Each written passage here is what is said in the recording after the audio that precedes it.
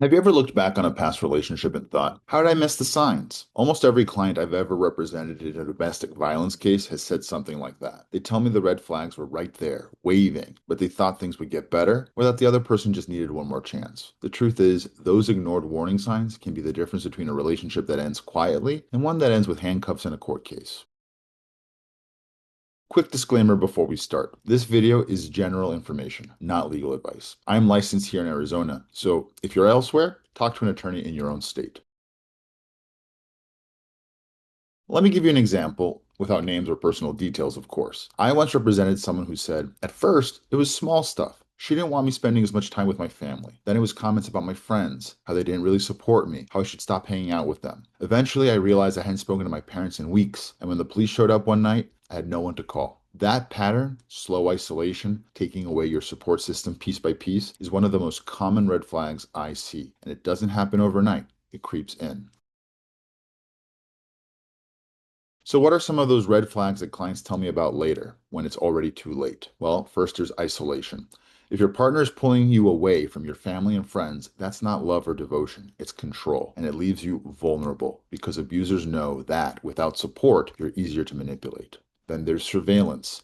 Demanding access to your phone, your email, or your social media accounts, wanting to know where you are every moment of the day. It might be dressed up as, I just worry about you, but what it really is monitoring. Then there's financial control. Maybe they insist on holding the money, or they criticize how you spend it. They might just handle the bills at first, but over time, you can't make a decision without their approval. And in court, I've seen financial dependence used as leverage to keep someone trapped. Then there's the classic gaslighting and blame shifting. If every disagreement ends with you apologizing, even when you've done nothing wrong, that's emotional abuse. I've had clients break down telling me, I thought I was going crazy. I thought it really was all my fault. That's the effect gaslighting has. Each one of these on its own might not seem catastrophic, but together they form a pattern of control. And by the time the police are called, it's already spiraled out of control. Now, let me pull back the curtain a little on what happens once the police are involved. When officers show up, here's the sequence. First, they separate everyone. They don't want people influencing each other's statements. Second, they make a snap judgment about who's the primary aggressor. This can be based on who's calmer, who speaks first, or even who looks more physically imposing. It's not a thorough investigation. It's a quick decision in a high-stress environment. Third, they write up a report, and whatever you said in that moment of panic, it goes in the report. Sometimes word for word, sometimes in a way that's paraphrased to make you look worse. That report becomes evidence. It shapes how prosecutors, judges, and even juries see your case. And here's the real danger. If you try to explain all the red flags, all the messy backstory in that moment, the officer doesn't hear context, they hear excuses, and those words get locked into the case against you.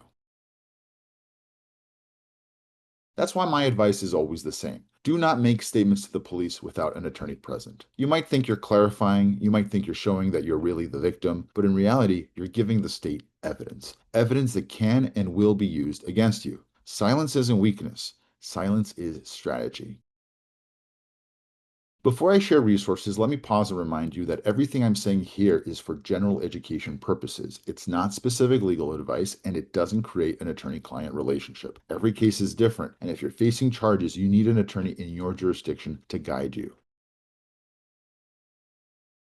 Now, I know this isn't easy. If you're hearing some of these red flags and thinking, wait, that's my relationship, I'm not telling you to just pack up and leave overnight, but I am telling you to start noticing, start taking it seriously, and start reaching out for help. Let me highlight a few resources, and I'll leave a much more comprehensive list in the description so you can find what you need in one place. In Arizona, you've got the Arizona Sexual and Domestic Violence Helpline, which can be reached at 602-279-2980 or 800-782-6400. They offer confidential support, legal referrals, and safety planning in both English and Spanish. Then there are organizations like ACESDV, A New Leaf, CAAFA, Chicanos por la Causa, and Chrysalis, which all provide shelter, counseling, and advocacy for survivors and families. Nationally, there's the National Domestic Violence Hotline, which is available 24/7 at 1-800-799-SAFE. You can also text LOVEIS, that's LOVEIS to 22522, or use their online chat at thehotline.org. There's also the StrongHearts Native Helpline, which can be reached at 1-844-762-8483. They offer culturally appropriate support for Native communities. And if you're in an emotional crisis, you can always call or text 988 for immediate support through the Suicide in Crisis